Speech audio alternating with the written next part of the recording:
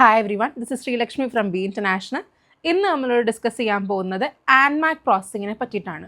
നിങ്ങളൊരു ഓസ്ട്രേലിയൻ അസ്പയറൻറ്റ് നേഴ്സാണ്. നിങ്ങൾ already ആഫ്ര registration വരെയുള്ള പ്രോസസ്സിംഗ് ഒക്കെ കംപ്ലീറ്റ് ചെയ്തു. ഓസ്ട്രേലിയ ഒരു കരിയർ ആഗ്രഹിക്കുന്ന ഒരാളാണെന്നുണ്ടെങ്കിൽ അടുത്ത സ്റ്റെപ്പ് എന്താണ്? നിങ്ങൾക്ക് അവിടെ ഒരു പെർമനൻറ്റ് സൊല്യൂഷൻ ചെയ്യാൻ വേണ്ടിയിട്ടാണെങ്കിലും ജോലി കണ്ടുപിടിക്കാൻ വേണ്ടിയിട്ടാണെങ്കിലും ഇനി അടുത്തത് നമ്മൾ എന്താണ് ചെയ്യേണ്ടത് എന്ന് ചോദിക്കുകയാണെങ്കിൽ അതിന് പറയുന്നതാണ് ആൻമാക് എന്ന് പറയുന്നത്.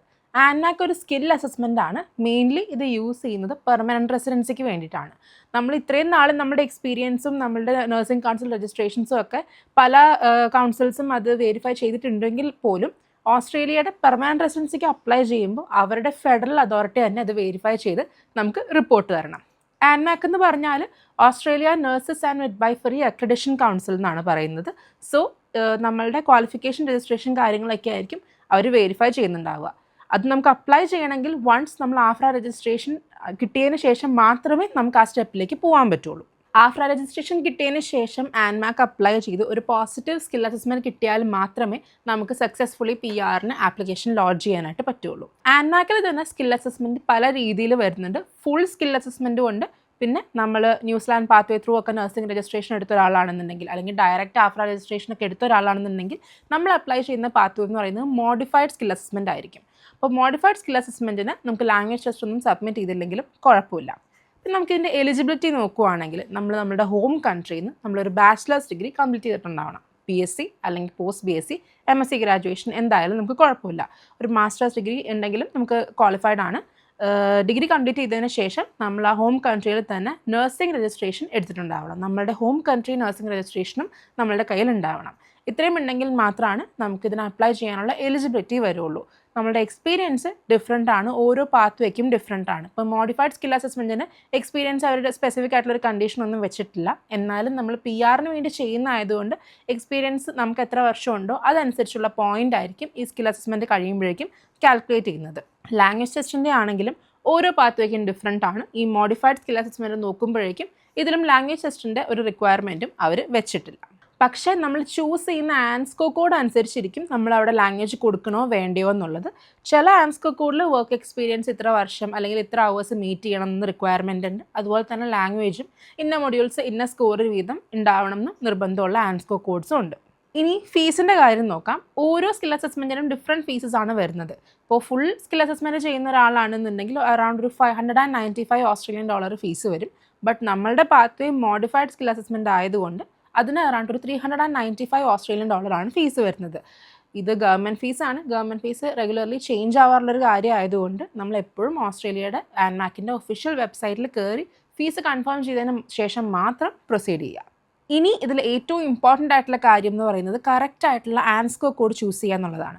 ആൻസ്കോ കോഡ് എന്ന് പറഞ്ഞു കഴിഞ്ഞാൽ Australia and New Zealand standard classification of occupations എന്നുള്ളതാണ്. ഓരോ ഓക്യുപ്പേഷനും അതിന് സ്പെസിഫിക് ആയിട്ടുള്ള ഒരു കോഡ് ഉണ്ടാവും. ഒരു ഇത്ര നമ്പർ ഓഫ് ഡിജിറ്റ്സിൻ്റെ ഒരു കോഡ് ഉണ്ടാവും. രജിസ്റ്റേർഡ് നഴ്സസിന് തന്നെ പല different types of ANZSCO codes വരുന്നുണ്ട്. അപ്പോൾ ഓരോ കോഡിലും നമ്മൾ ആ കോഡ് അടിച്ച് കൊടുക്കുമ്പോഴേക്കും അതിനൊരു ടൈറ്റിലും അതിന് ഡ്യൂട്ടീസും സ്പെസിഫൈ ചെയ്തിട്ടുണ്ടാവും. അതിൽ സ്പെസിഫൈഡ് ആയിട്ടുള്ള ഡ്യൂട്ടീസ് നമ്മൾ റെഗുലർലി ചെയ്യുന്ന കാര്യങ്ങളോട് മാച്ച് ചെയ്യുന്നുണ്ടെങ്കിൽ മാത്രമേ ഹയസ്റ്റ് മാച്ചിങ് ആയിട്ടുള്ള ആൻസ്കോ കോഡാണ് നമ്മൾ സെലക്ട് ചെയ്യേണ്ടത്. ഈ ആൻമാക് അപ്ലൈ ചെയ്യുന്നതിന് മുമ്പ് ഏറ്റവും ഇമ്പോർട്ടൻ്റ് ആയിട്ട് നമ്മളുടെ പ്രോപ്പർ കറക്റ്റ് ആൻസ്കോ കോഡ് ചൂസ് ചെയ്യുക എന്നുള്ളതാണ് ഏറ്റവും ഇമ്പോർട്ടൻ്റ് ആയിട്ടുള്ള കാര്യം എന്ന് പറയുന്നത്.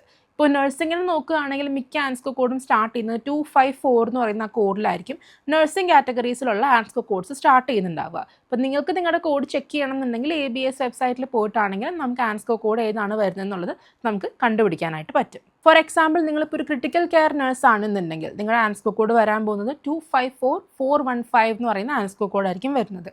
ഇപ്പോൾ നിങ്ങളൊരു ഫ്രഷറാണ്, വർക്ക് എക്സ്പീരിയൻസ് ആയിട്ടില്ല, എന്നാലും നമ്മൾ ആൻമാക്കിന് വേണ്ടി അപ്ലൈ ചെയ്യുവാണെന്നുണ്ടെങ്കിൽ നിങ്ങൾക്ക് NEC കോഡ്സ് ആണെങ്കിലും നിങ്ങൾക്ക് ചൂസ് ചെയ്യാനായിട്ട് പറ്റുന്നതാണ്.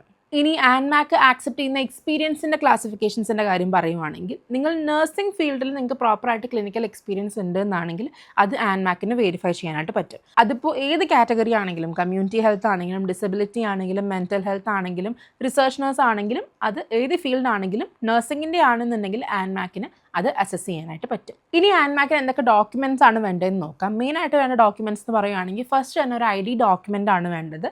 പിന്നെ നമ്മളുടെ എഡ്യൂക്കേഷണൽ ഡോക്യുമെൻറ്റ്സ്, ട്രാൻസ്ക്രിപ്റ്റ് കാര്യങ്ങൾ, അങ്ങനത്തെ മെയിൻ ഡോക്യുമെൻറ്റ്സ് കാര്യങ്ങളെല്ലാം തന്നെ വേണ്ടി വരും. എക്സ്പീരിയൻസിൻ്റെ ആണെങ്കിലും നമ്മുടെ വർക്ക് എക്സ്പീരിയൻസ് ലെറ്റർ അല്ലെങ്കിൽ ആൻമാക്ക് സ്പെസിഫൈ ചെയ്തിട്ടുള്ള ഫോമാറ്റിലുള്ള റെഫറൻസ് ഫോംസ് കാര്യങ്ങളാണ് നമുക്ക് വേണ്ടത്. പാസ്പോർട്ട്, ഇംഗ്ലീഷ് ലാംഗ്വേജ് ടെസ്റ്റ്, നമ്മൾ ഫുൾ സ്കിൽ അസസ്മെൻ്റ് ആണ് അപ്ലൈ ചെയ്യുന്നതെങ്കിൽ ഇംഗ്ലീഷ് ലാംഗ്വേജ് ടെസ്റ്റ് കൊടുക്കുക. അതുകൂടാതെ നമ്മളുടെ updated CV, passport size photo, പിന്നെ നഴ്സിംഗ് കൗൺസിൽ രജിസ്ട്രേഷൻ, നമ്മുടെ ഹോം കൺട്രിയിലുള്ള നഴ്സിംഗ് കൗൺസിൽ രജിസ്ട്രേഷൻ. മിക്ക കേസസിലും നമ്മുടെ നഴ്സിംഗ് കൗൺസിൽ ഡയറക്റ്റ് ആൻമാക്കിൻ്റെ ഡോക്യുമെൻറ്റ്സ് ഷെയർ ചെയ്ത് കൊടുക്കുകയാണ് ഉണ്ടാവുക. പിന്നെ നമ്മളൊരു മൈഗ്രേഷൻ ഏജൻറ്റ് യൂസ് ചെയ്യുന്നുണ്ടെങ്കിൽ ഏജൻറ്റ് ഡിക്ലറേഷൻ കാര്യങ്ങളും കൂടെ നമ്മൾ സബ്മിറ്റ് ചെയ്യേണ്ടി വരും. എല്ലാ ഡോക്യുമെൻറ്റ്സും കിട്ടിക്കഴിഞ്ഞ് കഴിഞ്ഞാൽ ആൻമാക്ക് നമുക്കൊരു ഔട്ട്കം ലെറ്ററാണ് ഇഷ്യൂ ചെയ്യുന്നത്. ഔട്ട്കം ലെറ്ററിൽ നമുക്ക് അറിയാൻ പറ്റും പോസിറ്റീവ് സ്കിൽ അസസ്മെൻ്റ് ആണോ നെഗറ്റീവ് സ്കിൽ അസസ്മെൻ്റ് ആണോ എന്നുള്ളത് അറിയാൻ പറ്റും. ഈ ലെറ്ററിൻ്റെ വാലിഡിറ്റി എന്ന് പറയുന്നത് 2 years ആണ് വാലിഡിറ്റി വരുന്നത്. അത് നമുക്ക് എക്സ്റ്റെൻഡ് ചെയ്യാൻ പറ്റില്ല. സോ വൺസ് ലെറ്റർ കിട്ടിക്കഴിഞ്ഞാൽ ഉടനെ തന്നെ EOI ലോഡ്ജ് ചെയ്യാനായിട്ട് ശ്രമിക്കുക. ആൻമാക്കിൻ്റെ പ്രോസസ്സിംഗ് ടൈം നമുക്ക് അറൗണ്ട് ഒരു 4 to 8 weeks ആണ്, അതായത് ഒരു 2 to 3 months വരെ പ്രോസസ്സിംഗ് ടൈം എടുക്കാം. ആൻമാക്ക് വൺസ് നമ്മൾ പ്രൊഫൈൽ ക്രിയേറ്റ് ചെയ്ത് കഴിഞ്ഞാൽ ഈ ഡോക്യുമെൻറ്റ് വെരിഫിക്കേഷൻ ചെയ്യാൻ വേണ്ടിയിട്ട് അവർ നമുക്ക് തന്നേക്കുന്ന ടൈം പീരീഡ് എന്ന് പറയുന്നത് 12 months ആണ്. അതായത് 1 yearനുള്ളിൽ നമ്മൾ ഈ ഡോക്യുമെൻറ്റ് വെരിഫിക്കേഷൻ പ്രോപ്പർലി സബ്മിറ്റ് ചെയ്താൽ മതി.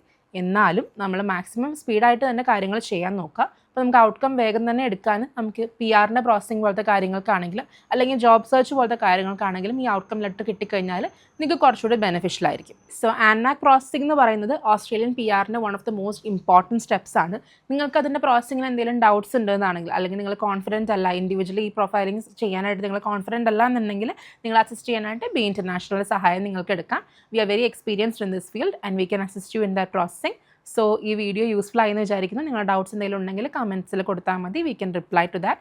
ആൻഡ് സ്ക്രീനിൽ കാണുന്ന വാട്സാപ്പ് നമ്പറിൽ കോൺടാക്ട് ചെയ്ത് കഴിഞ്ഞാൽ നമ്മുടെ കൗൺസിലേഴ്സിന് നിങ്ങളെ ഗൈഡ് ചെയ്യാനായിട്ട് പറ്റും. So thank you for watching. See you next time.